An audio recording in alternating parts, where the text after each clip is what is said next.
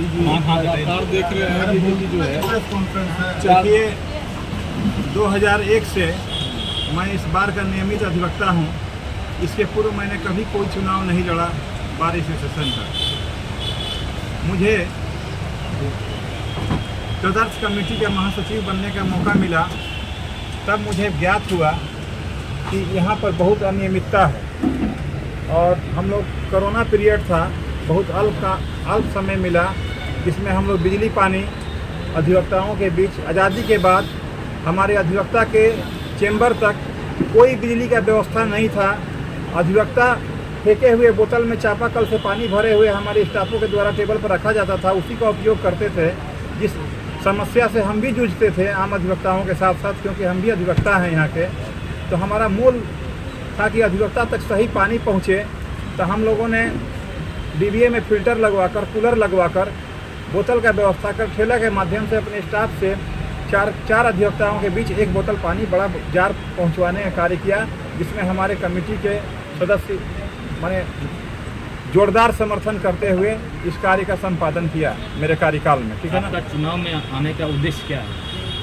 हमारा चुनाव में आने का उद्देश्य ये है कि पिछला कार्यकारिणी की जो कमेटी थी उसमें कोई भी अधिवक्ता के हित में कोई वेलफेयर का वर्क नहीं किया गया, जबकि प्रति माह 8 से 10 लाख रुपया हमारे जिला विधिक संघ का सब्सक्रिप्शन से इनकम होता है। जो अधिवक्ता लिटिगेंट का हाजिरी फॉर्म, शपथ पत्र और वकालतनामा का यूज करते हैं, उसे प्रतिदिन आय 50,000 रुपया लगभग होता है, जिससे 8 से 10 लाख रुपया होता है। सालाना कम से कम करोड़ों रुपया आमदनी है और अधिवक्ता के हित में न ही उन्हें किसी प्रकार का कोई सुविधा नहीं दिया गया। अधिवक्ता इतने असुरक्षित हैं कि उन्हें कहीं से कोई भुगतान नहीं प्राप्त होता है। खुद काम करके अपना जीविकोपार्जन के लिए खुद पैसा कमाते हैं। उनका ग्रुप इंश्योरेंस भी नहीं है, मेडिकल इंश्योरेंस भी नहीं है, जो कि काफ़ी अनिवार्य है। क्यों कोई भी अधिवक्ता बीमार पड़ जाएंगे तो फर्स्ट एड में यदि कहीं जाते हैं, हमारा भारत सरकार आयुष्मान के तहत गरीबों के लिए 5 लाख रुपया मेडिकल के लिए दिया हुआ है, लेकिन अधिवक्ताओं के लिए कोई मेडिकल सुविधा नहीं है। सबसे पहला मेरा उद्देश्य है कि अधिवक्ताओं का मेडिकल इंश्योरेंस होना चाहिए, ग्रुप इंश्योरेंस होना चाहिए। महिला अधिवक्ताओं के लिए क्या करेंगे? अरे रखो उसको, पन्ना फेंको। हमारा रोड एक्सीडेंट में मरता है तो हमारे बीच में ऐसे भी अधिवक्ता हैं जो डेली वेजेज मजदूर से भी कम पैसा कमा के घर चले जाते हैं। अधिवक्ता एक सन्यासी के रूप में काम करते हैं, उनके लिए ग्रुप इंश्योरेंस होना चाहिए। कहीं उनका डेथ हो जाए तो हमारा डीबीए मात्र 50,000 रुपया देती है, जो कि बहुत न्यूनतम माने पैसा है। इंश्योरेंस रहने पर उनका भविष्य सुरक्षित हम लोग कर सकते हैं। इसलिए फर्स्ट प्रायोरिटी रहेगा कि हम दोनों इंश्योरेंस कराएं, मेडिकल इंश्योरेंस और ग्रुप इंश्योरेंस। दूसरा, अधिवक्ताओं के क्वालिटी इम्प्रूवमेंट के लिए बैठने का स्थान, लोग पॉलीथीन लगा के बैठते हैं, झोपड़ी नुमा चैम्बर में बैठते हैं, तो उनको कम से कम चबूतरा बना के, प्लेटफॉर्म बना के शेड का निर्माण कर दें, बीच बीच में बाथरूम का निर्माण कर दें, क्योंकि अधिवक्ताओं को बाथरूम करने का कोई जगह नहीं है न्यायालय के अंदर, कहीं बाथरूम जाने का। और महिला अधिवक्ताओं को काफ़ी असुविधा होता है, पुरुष अधिवक्ताओं को भी मैंने दिक्कत होता है। क्लाइंट भी हमारे आते हैं तो मैंने जहाँ तहाँ जाना पड़ता है, कोई जगह नहीं है। इसलिए मूलभूत समस्या का निपटारा करना मेरा प्राथमिक उद्देश्य रहेगा। इसके बाद सर्वप्रथम डीबीए जिला विधिक संघ, हमारा मंदिर है, मस्जिद है, जो मानिए माने जो हमारा पूजनीय स्थान है, वो हमारा जिला विधिक संघ है। जो यहाँ की उस माने हमारा लाइब्रेरी होना चाहिए, बुक रहना चाहिए, डिजिटल युग में कंप्यूटर रहना चाहिए कि हमारे नए लड़के आएँ तो मैंने अच्छा काम कर सकें, दुनिया के लाभ से अवगत हो सके, सुप्रीम कोर्ट, हाई कोर्ट के लाभ से अवगत हो पाएँ। क्योंकि मजिस्ट्रेट के सामने जाके यदि खड़े होते हैं तो क्वालिटी के रूप में अच्छा अपना बहस कर पाएँ, ताकि मैंने बार और बेंच के बीच सामंजस्य बना रहे। हमारा डीबीए हाईजेक हो गया है 15 साल 20 साल से, कोई लाइब्रेरी की यहाँ व्यवस्था नहीं है। डिजिटल लाइब्रेरी बनाने का प्रयास करेंगे, सभा कक्ष बनाने का प्रयास करेंगे, जहाँ हजारों अधिवक्ता सभा कक्ष में उपस्थित होंगे। हमारे जो भी अधिवक्ता न्यायिक कार्य में संलग्न हैं, जो वरीय अधिवक्ता हैं, डीबीए की मीटिंग में जाना नहीं चाहते हैं, सामंजस्य स्थापित करेंगे कि जो अधिवक्ता यहाँ पर हैं, जो माने नियमित अधिवक्ता के कार्य में हैं, वो कम से कम हमारे कोई भी आम सभा में जाएं ताकि सही सुझाव आ सके और आम अधिवक्ता तक इसका बात। जूनियर अधिवक्ताओं के लिए 1 साल तक माने उनके स्टाइपेंड का व्यवस्था करेंगे ताकि, और उनका ट्रेनिंग का व्यवस्था करेंगे ताकि वो जान पाएँ लाव करने के बाद कि हम कोर्ट आए हैं, मेरा मकसद क्या है, हम कैसे वकालत करें, वकालत में क्या होना चाहिए। और हम लोग के यहाँ दिवाली, छठ पूजा या ईद में अधिवक्ताओं का उपहार राशि भी देने का प्रयास करेंगे ताकि कोई भी पर्व के समय, माने कई प्रकार के अधिवक्ता हैं, कमज़ोर अधिवक्ता हैं, बड़े अधिवक्ता हैं, उपहार राशि मिल जाने से उनके घर में एक खुशी व्याप्त हो जाएगी। सर मूलभूत चीजों की बात लॉ से नहीं, लॉबी से।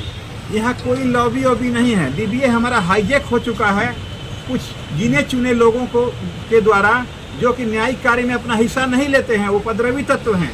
लाव करना आसान, लाव का डिग्री कर लेना आसान है, बार काउंसिल से लाइसेंस लेके हमारे बीच हैं, एक दिन कोर्ट में नहीं जाते हैं, किसी न्यायिक कार्य में हिस्सा नहीं लेते हैं।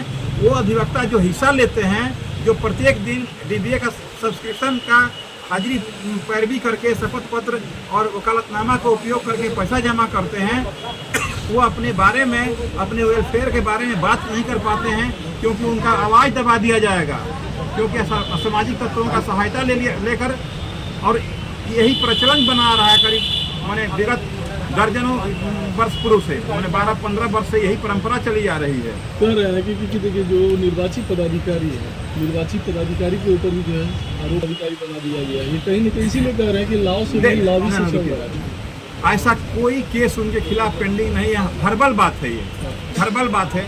वो एपीपी हैं, माने सरकारी वकील हैं। यदि उन पर कोई केस चलता या कहीं से वो दंडित होते तो सरकारी वकील नहीं रहते। सबसे बड़ा बात उनका बयान, उनसे हमने बाइक लिया है।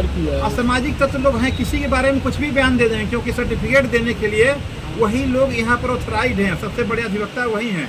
वो न्यायिक कार्य में कभी हिस्सा नहीं लेते हैं, लेकिन यदि जनसभा का बात होगा या किसी पर आरोप गठन करना होगा, आम अधिवक्ता एक दूसरे पर नहीं करते हैं, वही 4-5 सिलेक्टेड हैं। 2790 वोटर्स थे, 91 कैसे बढ़ गए? ये तो हमारे आरोप साहब बताएंगे, हमको जानना। और कुछ विशेष चलिए कंडोलेंस करते हैं जो मर जाते हैं, उनके लिए जो राशि होती है बहुत न्यूनतम राशि है। कंडोलेंस की राशि, डेथ क्लेम की जो राशि है, आप अगर मान लिया जीतते हैं तो आप क्या उसको बढ़ा के क्या बदलाव करेंगे? फिर बस वही तो परिवर्तन क्या है? सर, यदि हम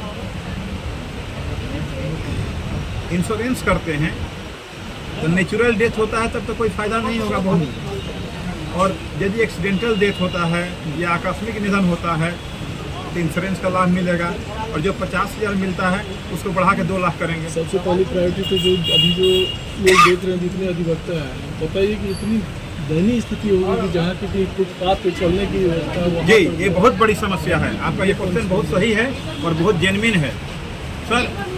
यही तो इसी का तो लड़ाई है। यदि नियमित अधिवक्ता चुन के आएंगे, जो इस बार के प्रैक्टिसिंग लॉयर हैं, और वो चुन के आएंगे, हम लोग जैसा अधिवक्ता चुन कराते हैं, तो उनका समस्या दूर होगा। आज तक आज़ादी के बाद डीबीए चलता आ रहा है वर्षों से। किसी ने जो आज़ादी के पूर्व का बिल्डिंग बना हुआ है आज तक चला आ रहा है, क्योंकि उस समय छोटा कोर्ट था, कम लोग थे, उस समय डीबीए बनाई गई थी। वही डीबीए आज तक है।